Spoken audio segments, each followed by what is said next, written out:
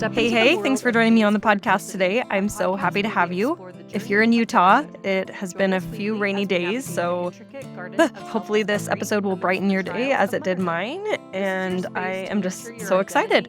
There's lots of fun things happening in April, with St. Patrick's Day and Pi Day, and my family celebrates Mario Day.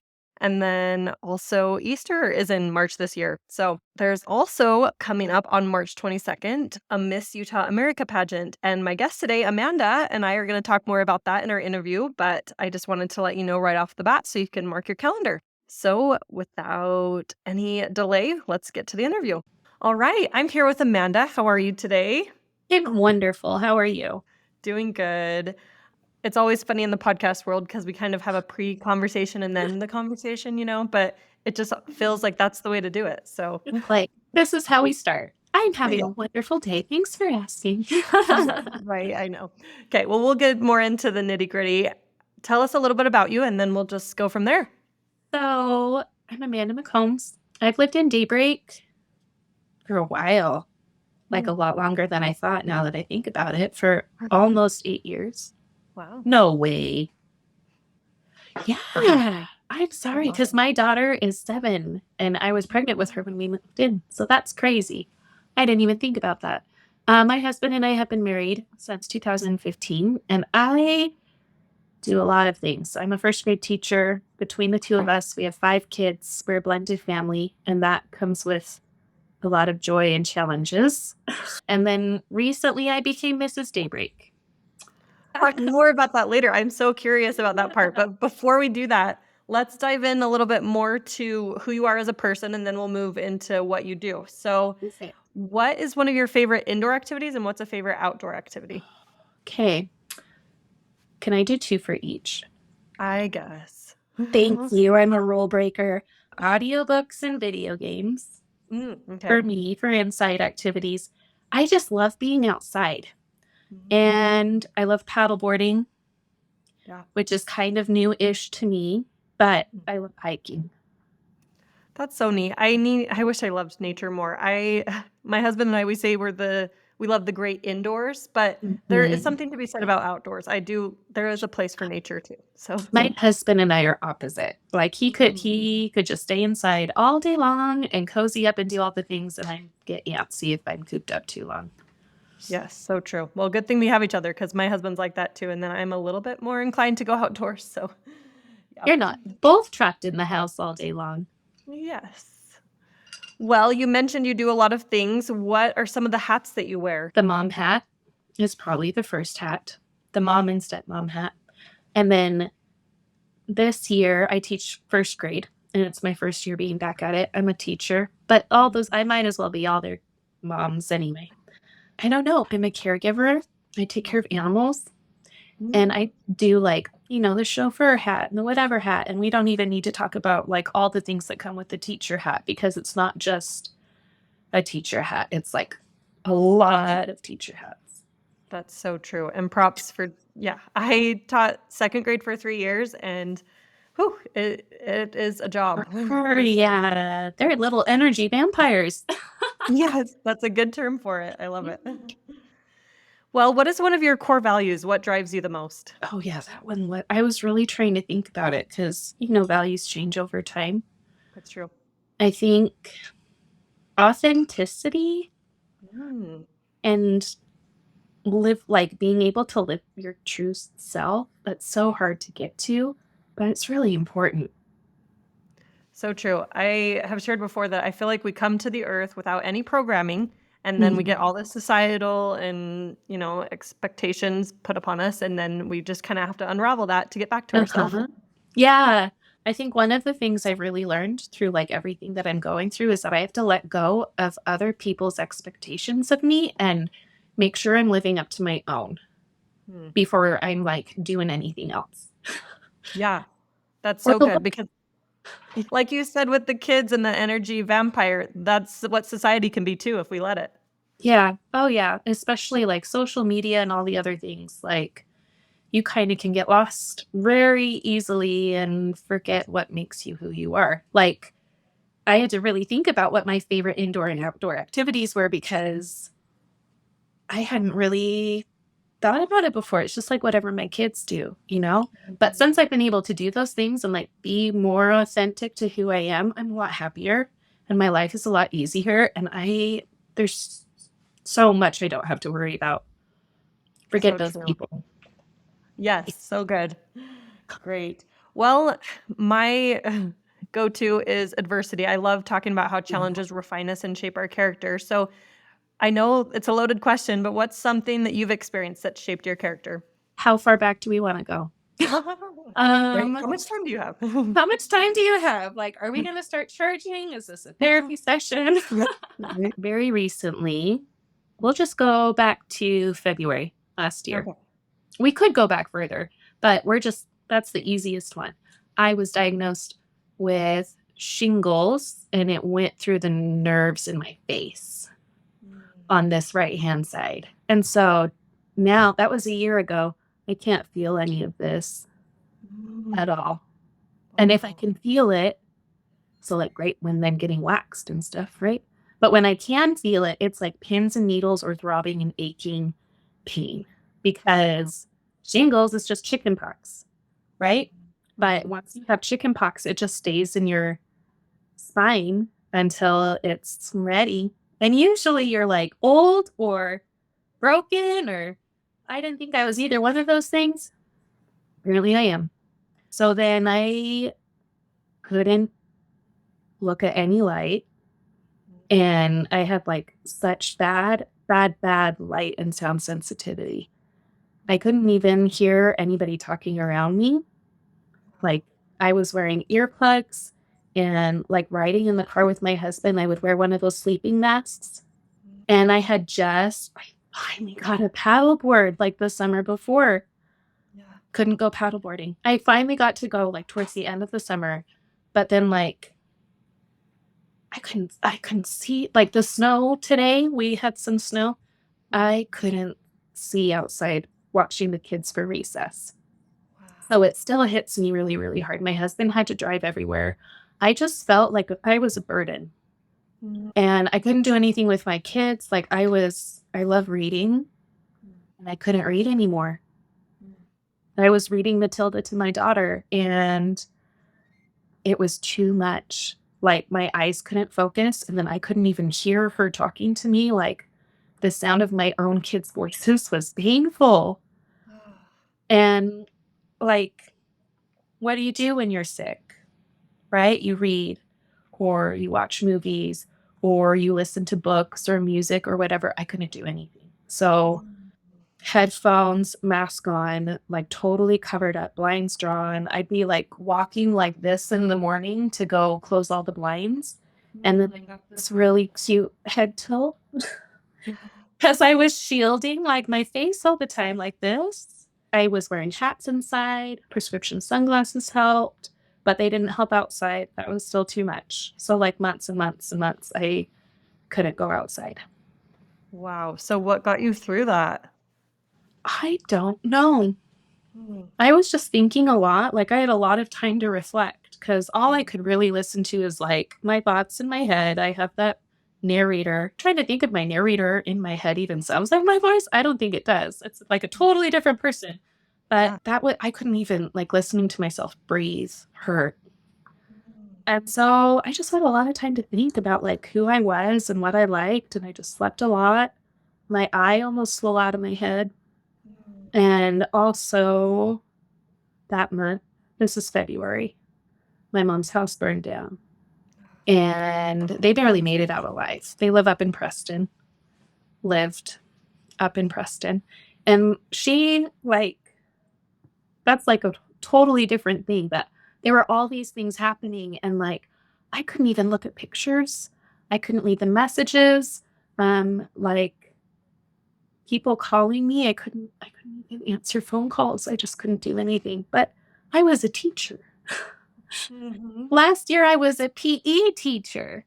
It was my first time. It's probably never going to happen again.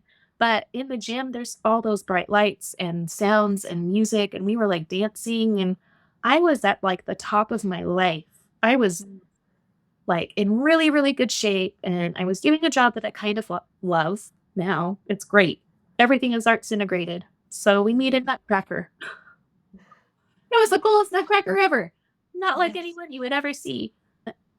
And then February, I got knocked down. So I got my master's. So February 1st, I was diagnosed with shingles. I think it was like the 3rd, I got my graduation notification that I passed everything for my master's degree. My birthday was later that month, my husband's birthday, one of my kids' birthdays, Valentine's Day. And then I think I felt I had a purpose. I feel a pull to I've said this to a couple other people because I haven't really figured out how to explain it. I get this pull where I'm like, somebody needs me. And that I go where I'm directed, right? Yeah. And the school needed me, and I hated not being there. It tore me apart because I love teaching so much. And I couldn't do half the stuff that I wanted to. I couldn't teach PE anymore. No more sugar plum dribble. We can't play all these crazy games that I made up because I couldn't even see. Yeah. So then when I was able to go back to work, they were so sweet. I came back as the visual art teacher who couldn't see. I mean, I could see, kind of, but I would wear sunglasses and everything I wrote because my head's tilted is all crooked. I have pain. I couldn't walk straight. It messes with still. If I start to get sick, I can tell because I tip. I can't keep my balance. So just from this one thing, my whole life, I felt like I had my whole life robbed from me. And I didn't even know if I was ever going to really be able to go outside and enjoy any of the stuff that I like reading or playing video games. Paddleboarding? Out of the question. No way. I finally, when I was able to go back, I knew that the kids needed me, and my time wasn't done yet. Yeah. Why? Why? Right. It was what did I do wrong? Just because of all my tattoos? I'm a hellion. Sorry, I drink coffee. I don't know what's wrong with me. And I tried to give and give and give and give. And then I just felt, I was like, I don't know. I can see now, which is kind of nice. But I think it was just a couple, it's halfway through the school year, I was actually able to read. And so I tell the kids, do you realize how cool this is?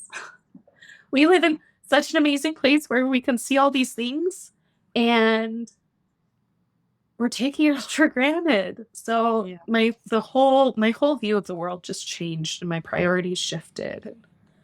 It taught me a lot. Wow. So I mean, you're spot on with that. Adversity is there for a reason. And it made me so much stronger. I don't know. I tell people about it now, and I'm like, yeah, check this out. I can't feel that. It's my party trick. And they're like, what? Oh my gosh. It's a crazy existence right now. Sure. Wow. That is huge. That is a very big dose of adversity for you. And I think you'll discover the reasons continually your whole life that as you live, you'll find reasons, even though it's so hard to have gone through that, there will be some good that comes out of it. Right. That's the hope anyway. Yes. Wow. Well, thank you for sharing. It's so good to hear that because I take it for granted. I take all these things for granted, and it's only those reminders that help us get out of that state. So thank you. Yeah. Oh, deep breath after that one. Nice. Oh my goodness. And your enthusiasm for life is contagious. I can hear it and feel it. So I love that you're sharing this with us so that we can process that too. Wow. Okay. Well, let's move in a little bit more to what you do. So I love that you love being a teacher because we need teachers. Oh my goodness. I tell my I tell my son's teacher all the time, I'm her biggest cheerleader. I give her all the gifts, all the things because I've been in that place and I know how hard it is. So how long have you been a teacher? Oh my gosh. I've taught preschool for years and years and years. And that was hold on, I have to do some math. I've been teaching for 15 years. This is my 4th year in 1st grade. And I love it. So good. If they're taller than me, I can't. Nope. Right. Oh, I substituted middle school one time, and I told them at that time that I was wanting to be a kindergarten teacher, and they were like, "You're a saint," and I was like, "No, you're a saint." To each their own. I know. I talk one of our 6th grade teachers, and I talk all the time, and I was like, it's so weird how we have like a lot of the same things happening with our kids, but yours are probably just smellier than mine. Oh, I love it. Oh my Different goodness. smell. It's a difference though. Yes, right. So would you say that you're living your dream job, or is there another place you'd see wanting to make an impact? I had no idea. I when I was a kid, I never wanted to be a teacher. I wanted to be a marine biologist. Mhm. And that was shot down because no. Yeah, right. Right? Oh, We're not going to why pay would you for even think that. that? Yeah. Where are you going to go to school for that? Blah. Anyway, I wasn't really sure what I wanted to do. Like, I wanted to do writing. I have a crazy email address because I thought I was going to be like a blogger when I grew up because that was the thing. I'm going to have a podcast soon. And that has kind of been a little bit of a dream of mine. And I was just like, man, that'd be so cool. What if I did this? I could share this with people. And I just think sharing your story is going to have that impact on others. And this is where the pageant comes in because I'm Mrs. Daybreak, right? Like, how did that happen? Did I know what I was signing up for? Kinda. It's a lot. It's for Mrs. Utah America. And I didn't realize, like, I had no idea that the Mrs. America right now is from Utah. Did you know that? I didn't. Did you know that this is the pageant for Miss Congeniality? Oh, I You didn't. know now. So I get to do an opening number in 6-inch heels and a dress. Wow. And that's not anything. No, that wasn't that. I mean, Shingles and the beauty pageant was not on my radar at all. Yeah. But like, this is kind of like pulling in more of the other traumatic things that happened, I guess. So we'll fast forward now to the beginning of our school year. And I'm one weekend and I'm talking to my mom in the bathtub. Friday night, first week done. These kids are hard. They're exhausting. Why did I go back to doing this? Was I really ready? And she just kept telling me to take care of myself and to make sure that I was getting what I needed, because all the other times that I've gone into teaching, I'm like making sure the kids are getting their water and drink breaks, but I'm not taking mine. Making sure that they get the food to eat, but then like, what am I going to eat? When do I do that? And I wasn't doing that. That day also happened to be her birthday. And I called kind of late. I didn't want to wake her, but she was already awake.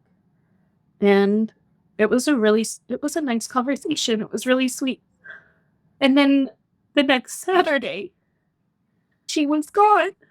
And I just get a text from my brother saying it's like a mass text, that we needed to talk because mom died. Like, there's no easy way to say this. Mom's gone. Mom died. And it was not expected at all. Like, she went into the bathroom at a gas station and didn't come back out. She was on her way to go see him. She just picked up a puppy for her birthday. Like, she had no plans to go anywhere. It was a huge shock getting notifications. Anyway, so I spiral further into depression. I'm hiding how I'm feeling. I don't want other people to know that I'm not okay. Because I have to be strong, and I have to be like that person that they look to for stability, especially the kids. Like, having different subs in and out, and like my students that young, their social emotional development is so huge. And I just felt like I was abandoning them because of my grief. I wasn't eating at all. I was barely drinking. I was getting a bunch of medical problems, like one on top of another. And then see this lady at my school. She's always in sweats. And she's a huge sponsor for our school. She's always bringing treats in. She's a real estate agent. And I'm friends with her on Facebook. she was in all these sparkly dresses, dancing around with Todrick Hall and all these other pretty ladies and all these sparkly dresses. And I was like, who is this person? And Yes. it's like, oh, well, I am the production manager for Mrs. Utah America. And I was like, oh, is that a beauty pageant? She was like, yes, it is. And I was like, I'm going to need a lot of work to be in one of those. And I got a message later on Facebook that said, no, you wouldn't. And she sent me the application. And she didn't know, I'm hiding. She didn't know how dark I was on the inside. It was very dark and twisty. Like, literally going through the motions because I don't know what else to do. I have my kids, I have my family, I have my pets. Probably heard them barking a minute ago. But, like, I wasn't thinking about me in any of it, right? Because that was guilty. I didn't want that guilt of, like, doing the things to take care of myself when I know there's so many others that need me. So I talk about this pageant with my husband, and he's like, yeah, sure, whatever. Like, I read the contract before I signed it, obviously, but, like, you know what I just found out? You win prizes. I didn't even think, what do you do if you win? I didn't think that far. I didn't realize, like, okay, yeah, Mrs. Utah America, whatever. Okay, that means you go to Mrs. America. And then you go on to Mrs. World. And so, yeah. But I signed up, and I met all the, like, I was intimidated. And I think we all kind of were intimidated of each other because we watch each other on social media and, like, hadn't really gotten to know each other. A lot of them are brand new. There's 19 women in the pageant this year for the Mrs. title and 6 for the Miss. And we're all doing all these things together and never tearing each other down. We're always there like, oh, I don't have a dress that works with this. Hey, I'm doing this event for this project for funding. Can you guys help? Can you share the word? Like, it's not me. It's us. And it's a celebration of how incredible we are. Because all of us have been through something and all of us have stories to share and they deserve to be shared and heard. And we're ready, right?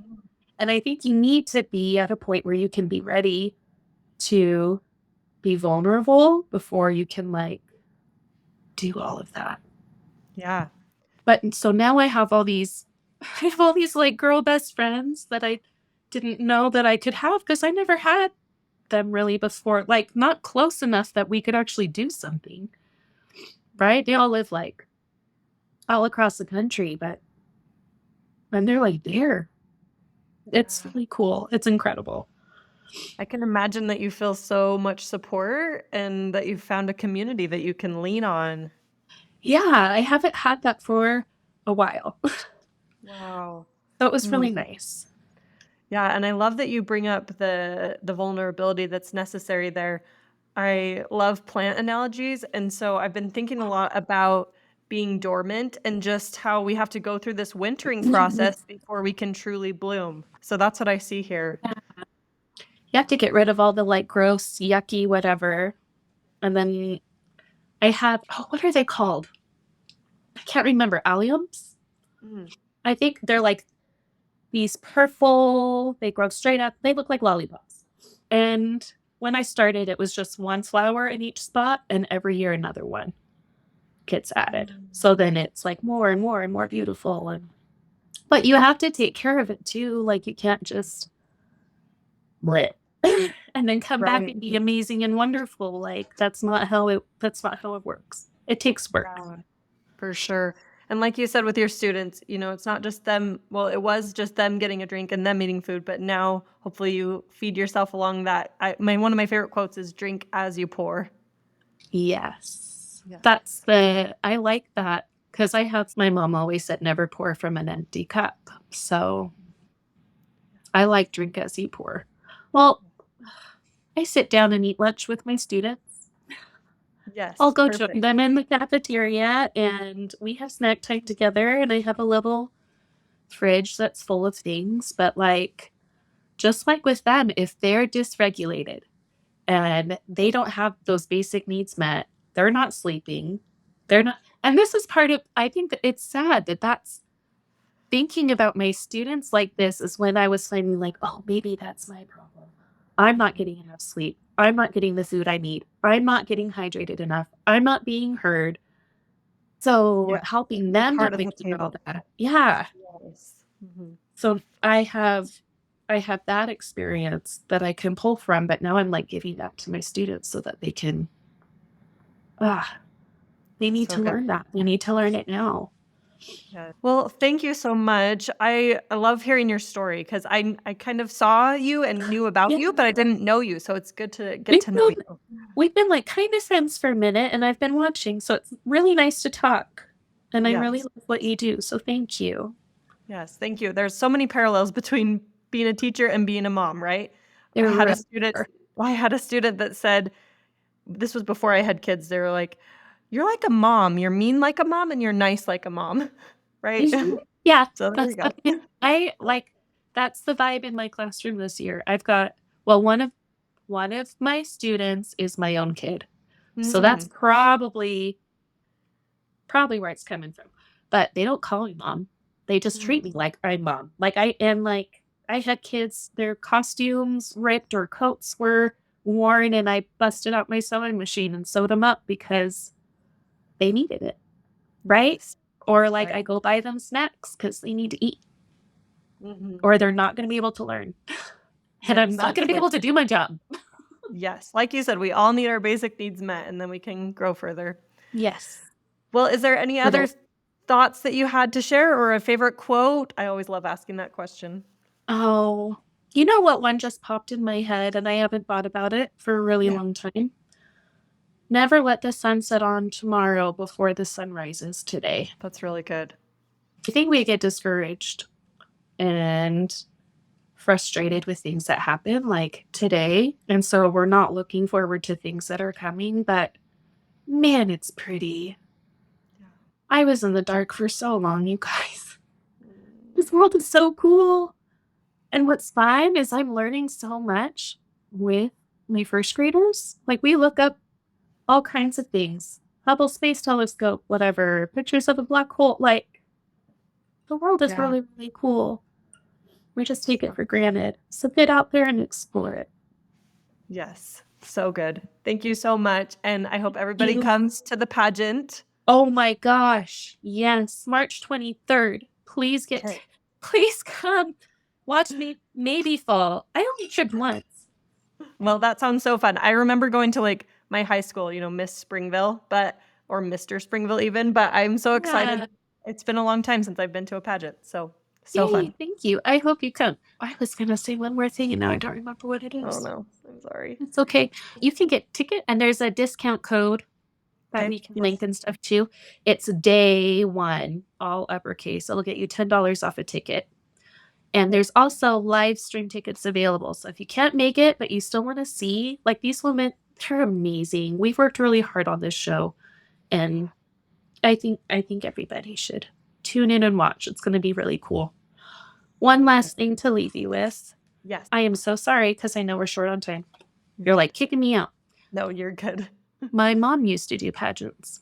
And I didn't know that until I was finally able to go up after her death and go through some of the things that she had set aside. And there was her pageant stuff. There's pictures from her in like newspaper clippings modeling and things like that. So Wow. That is thanks, amazing. Well, Mom. yes, I know she'll be with you on that night, and I am so excited to see it. And thank you for all you're doing. To do anything beyond teaching is incredible. So I can't even imagine how you're doing both right now.